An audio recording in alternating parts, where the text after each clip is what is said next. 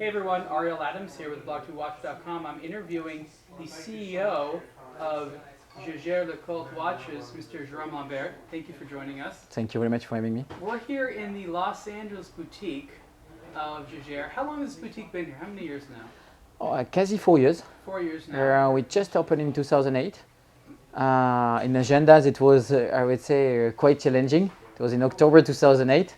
I would say in days where I would say many questions was around and not all about fine watchmaking. And how many boutiques now exist in the U.S.? In the US, we have currently two. Yeah.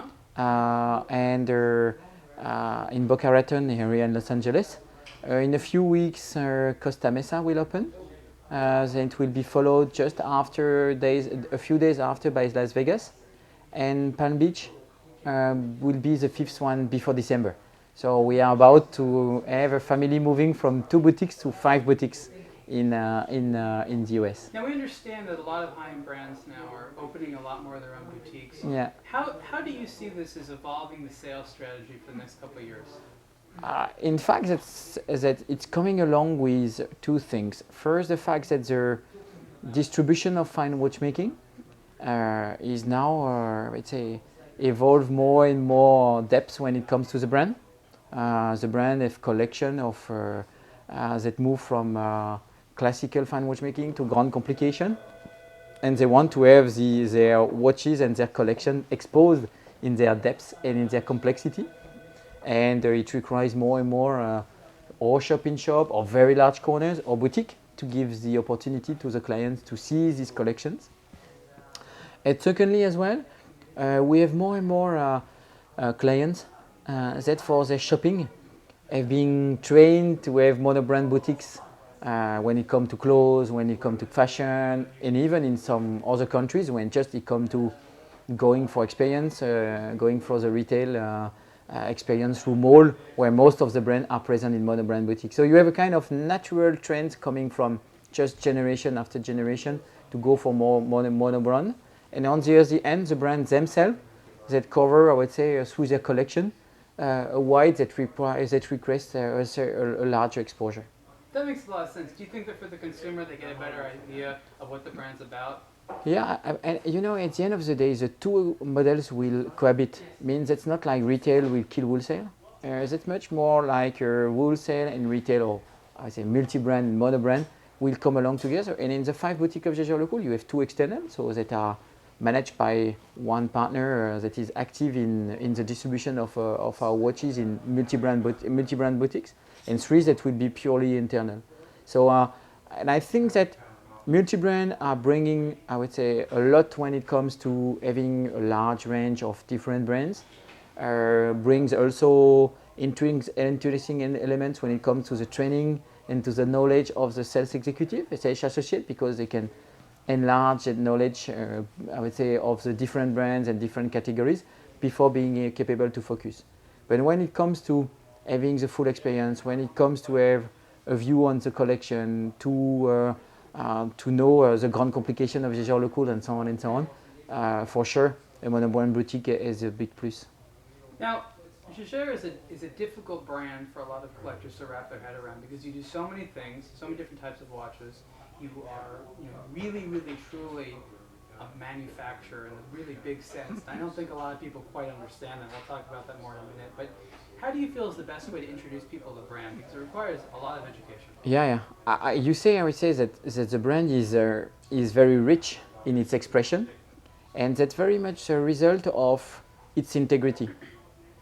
The brand has not simplified itself, neither in its expression nor its product range, to make quick success, but much more, I would say, is building itself through a process where, in somehow there is a premium to be a connoisseur, because the more you know the brand, the more you will discover, and discovering is, I would say, goes along and well with the brand itself. And as well, Jaeger-LeCoultre was settled by Antoine Lecoultre 179 years ago under one big principle, which was, I would say, the invention. And invented the first machine capable to cut the pinions of the teeth of a pinion with precision. That bringing with that the old precision to fine watchmaking. He is the founder of the manufacture concept. And we stay true to this principle.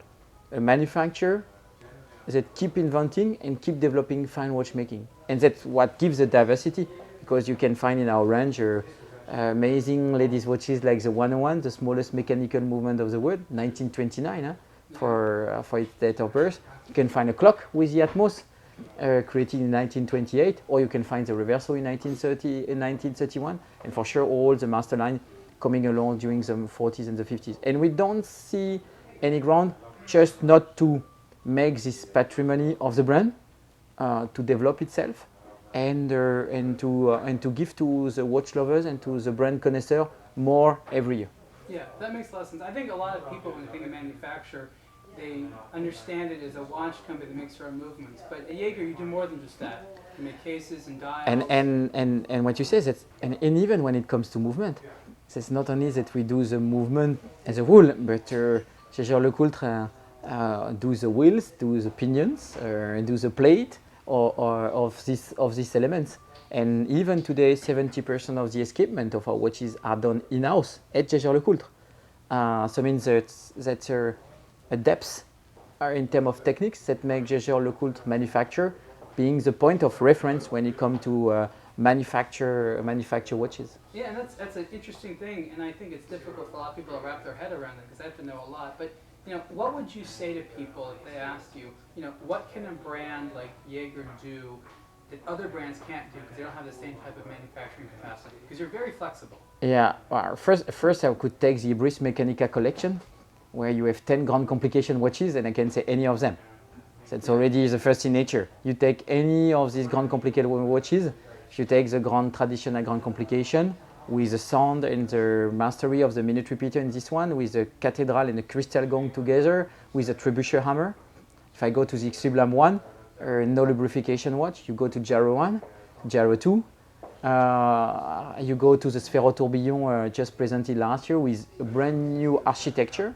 And I think what Jaeger-LeCoultre does that nobody do or still invest to do, that 1,242 movements.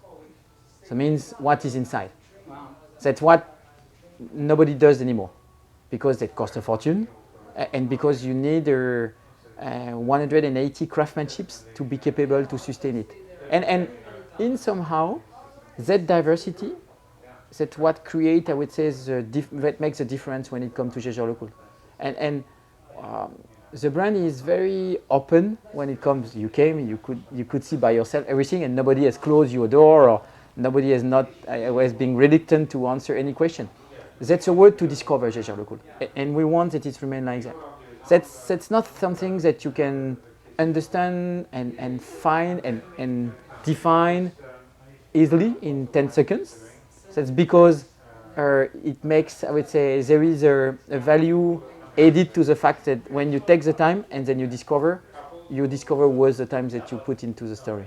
Yeah, and I hope more people are able to discover it that way. From an industrialization standpoint, most companies, when they bring processes in-house, they want to make their own things. It's done to reduce costs. But in this industry, a lot of times when people start making their own movements, they charge more. Yeah. And I think with Jaeger is one of the rare companies that that's not always the case, because you still have reasonable prices for a lot of watches, especially the Reversos and in-house movements. Why is that happening? And you know why, Ariel? It's because we do it for 179 years. And that's because we have been inventing, designing, creating 1,242 movements. And if you go back to our paper and things, you would have read 1,230, because we have created, I would say, just 12 within the last 3 years. And we've created 30 new movements within the last 10 years. So that's our ability. That's our technical background. But Jaeger-LeCoultre, that's a little bit more of 1,300 people at the manufacturer, while we do, I would say, roughly 50,000 watches. Right. Means that's a huge, I would say, manpower, intelligence, I would say, craftsmanship behind that makes it possible. And when sometimes I read that some of colleagues begin their own manufacture movement, I'm very happy that they are on their way to create 1,242 movements. But for sure, there is a difference if you have been doing your first 10 or your first 5 or your first 1,242. So you're saying because of the long history you've had making your own components and making your own movements, you already have a streamlined process, and it's not very difficult for you to go ahead and keep it reasonable rather than having to put a lot of cost into the watch of the consumer for all this development. Is that what you're saying? I'm saying that, and I'm saying as well that, of course, when you do something, you learn from what you do. Right. So means Jaeger-LeCoultre has, I would say, a rate of return that's, I would say, we have more than 60 movements and variation of movement in our collection and catalog, 72 to be precise. So that's a lot more than anybody, if not the highest number of variation and movement on its own. You have 30, let's say, different plate and different categories of movement at Jaeger-LeCoultre. And our rate of return is below 6. Wow. So that's just because, not because we are genius, but just because we keep doing it, and when we try to do better, we think that's the best way to improve ourselves. But you know, when you have 5 to 6% return instead of 10 or 15, then you know that you quality, you will have, I would say, less to to charge less your clients because you have a better quality inside in. And as well, when you design a tool to cut the parts, you're pretty sure as well that your parts will be, I would say, done in a way, and your tools will be produced the right way from the beginning. That makes a lot of sense. So that's just we are professional. Yeah. A couple of years ago, the brand came out with a marketing slogan that said, "Made for a real watch." Yeah. And this is interesting, and I definitely think that Jaeger-LeCoultre makes real watches, but what are not real watches? What are you trying to separate yourself from? Well, we just try to say we have 180 craftsmanships. We do the wheels, we do the pinions. And when you take a Reverso, the 52 parts of the Reverso case are done in-house. You should see how they polish it. No single case is the same as another. So it means even, I would say, the first Reverso of the collection is really a piece of hands work, a piece of art that like nobody does it today. That's, I would say, we stayed close to what was the manufacture concept of the 19th century. We have not rationalized, we have not divided the work between that entity and another. Because we think that's the best way to have the quality and to have the inventiveness. That's primarily the first thing that we deserve when we do that. And that's what we call a real watch. We are not an hamburger company where I would say the bread is coming from somewhere, the meat is coming from somewhere else, or the onions and the tomatoes, and finally the genius is just to put them together with a big marketing stuff with a big yellow M on top of the story. That's what we are not. We do our meat, we have the cows in house, we produce our bread, we take care of the onions during the season, and so on and so on. That's we are a restaurant. We do it everything, and the animals are in our feed. So that's what we call real. That's what you would call real. If you go in a place and you say, okay, I saw the cow, I know that the meat of that guy I can eat because I know what that cow is eating, and the taste of that is the result. Produced in-house. Exactly. The last couple of years, you're putting a lot of investment into working with movies and Hollywood, film awards, and things like that. How has that helped the brand? What has that done for your as we have that integrity and this, I would say, focus on what we do in-house, we know that that's a word on itself. And you say yourself, there is, I would say, that rich. So as that rich in terms of thing, it takes time to understand what it is. And we say, that's not because we want to take people aside of us. It's just because we want to protect the integrity of what we do. But we need bridges. Means we want to I would say, if we could have everybody that buy a Jaeger-LeCoultre visiting us, we'd love to do that, and will be the only marketing that we would do. But obviously, as we do the watches there, we cannot transform the manufacturer in a watch park or whatsoever. So as we cannot do so, we have to create bridges. And the world of cinema is for us one of the bridges that we know is a way to say, you find it very nice, you find it that that guy with his watch or that lady with their watch is being amazing, we're interesting you, that's a bridge to bring you to manufacture. And I was with Spike Lee at Mostra. He had an IMVOX on his wrist, and we're chatting before the press conference, and I explained to him where the IMVOX is coming from, that it's coming from the car, you push, you stop, and I had never had any communication with him, but the 10 minutes that we had together were like we're being friends forever. And because of the bridge of we came there, we had the opportunity to explain him what was the watch about. If we are not being there, then that which would have not been existing, and then we'll have lost the opportunity to bring people to our world of connoisseur. That makes sense. What was it like for you, in your opinion, to take this, like traditional world of Swiss watchmaking and then, work with a very popular movie like Iron Man 2? Was that an interesting experience? Yeah, because first, when the proc was going through, as we said, we were saying him, we could have done the Atmos clock that function forever. We could have done the watch that doesn't freeze. So the guy was saying, okay, so I could have been directly the right thing. I could have not have to invent, I would say, a thing like that. And we had the opportunity to visit the set, I would say, before Iron Man 2.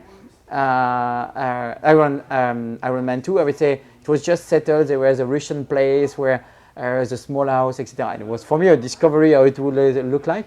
And even we gave them some insight to say, okay, the security force in Monaco on the helmet, you have to write CIS for, I would say, all kind of thing. So it was quite funny. So for us, again, that's a good way to say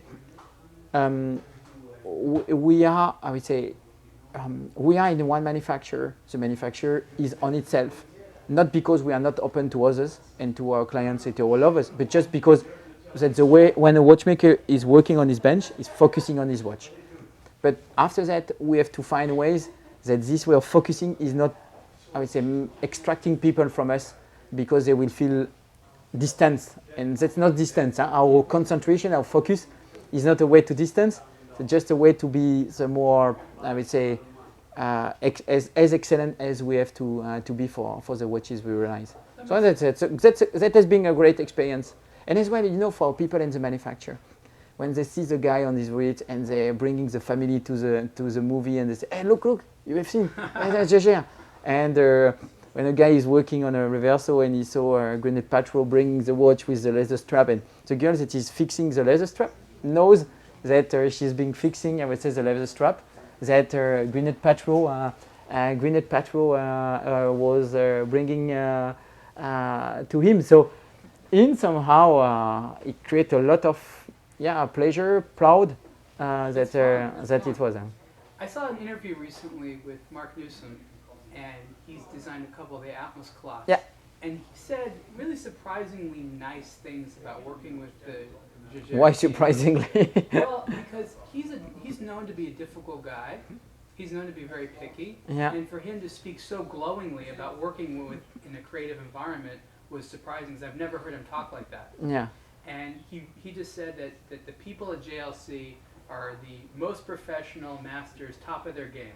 And that was really That's very impressive. nice. That's very nice. That was an interesting thing to say. What was it like on your end to work with him? I was saying that's why I say surprisingly, because for me it was, I would say, I never, I would say, work with somebody as easy as him. Really? Yeah. No, because he knows exactly what he wants, and that's a great thing when you work with somebody that in his creative activities that can say I want that, and when we can. So when he say I want that, we say yes, we can. So we just have to figure out the best way in terms of timing, and we say we can, but it takes that month, or I would say the impact will be that one. But at the end of the day, that's what makes, I would say, the thing very interesting. And then we came back to him by saying, but we can as well do it like that. And I think that he loved the interaction. Then nobody told him no, but say yes, of course. The consequences are. And on top of that, we could do that. He said, wow. And that it was kind of, from ID 1, it came from ID 1.2, and I would say it was very interesting. And even with Baccarat, when they were working on the different characteristics, it was a very nice combination of different craftsmanships. It was, we loved the work that we did together. It was very, very interesting, very creative. Is there going to be more clocks out of that relationship? I would say for sure we love to collaborate again with Mark. We find that clocks are perfect for that because that's an object, and I would say that's something that fits particularly well with the imagination of Mark. And when it comes to clock, we know that I would say we can incorporate with the creativity of a third in the model. That's definitely a plus. Do you like the idea of working with really really quality artists and designers to create clocks and maybe even watches? For clocks, yes. For watches, we cannot, because our word is on its own. So we cannot. I would say that's impossible for us to challenge the way we develop the watches, we develop the ideas with somebody coming out of the manufacturer. We are integrated, and this integration means the idea is to come from in-house for watches. For clocks, because the watches you have on your wrist, the watches you are in contact with, the watches is, I would say, what you carry with, etc., etc. And the word of Jaeger-LeCoultre cannot know any, I would say, distance in terms of that. Again, with a watch, with a clock, that's different. A clock lives on its own. It lives with your environment. You distance yourself. So the distance and the fact that it can have more facets is part of the object itself. So for us, it's very easy to integrate in these facets. I would say the creativity of a designer. That's great. Now, tell us about the watch you're wearing. We're wearing one of the vintage divers. It's the new vintage diver. Yeah. Tell us about this timepiece. Yeah. This has been a fan favorite for a long time. It's really cool to see it on your wrist. Yeah. I had to say that's one of my privilege. I would say the first batch of watches coming out in October, and I had to travel in some countries where I wanted to have a gray material on my wrist. So I said, up. I take one of the 20s that goes out in October. So I say, okay, that will be my watch that I'll be wearing in these days. That's a 3-counter deep sea chronograph with a new 758 movement, with this indication, of the chronograph if that's functioning, not functioning, stop and reset. And I have to say, the 42 millimeter is just great from a size perspective, and from its, I would say, case construction, the way I would say you have this a little bit larger on the bezel itself and on your wrist yourself. I cannot resist wearing it. I would say quasi every single day. So that's my favorite these days. And I was in the plane yesterday. I wanted to know how long I will be sleeping. I was pushing it, and there's the first time I was using is it functioning, not functioning, because I was in the darkness. It was to see it's white and red, so my chrono is still on. So now I can stop it and do and see what was the time on. So that's a watch that speaks a lot from the philosophy of Jaeger-LeCoultre. A long tradition, but even if that's a long tradition and inspired by our model from the 50s, we managed to bring something new in the movement of a chronograph for a diving watch. And I love that philosophy for Jaeger, because when that's done, that's not enough. And if that's been done, for us, it's a base to create a step further. And we love to create that surprise. We want, I would say, that Jaeger-LeCoultre lovers, and so they come to Jaeger-LeCoultre, they come and have the surprise. That's our philosophy. Fantastic. Jerome, thank you so much. Thank you.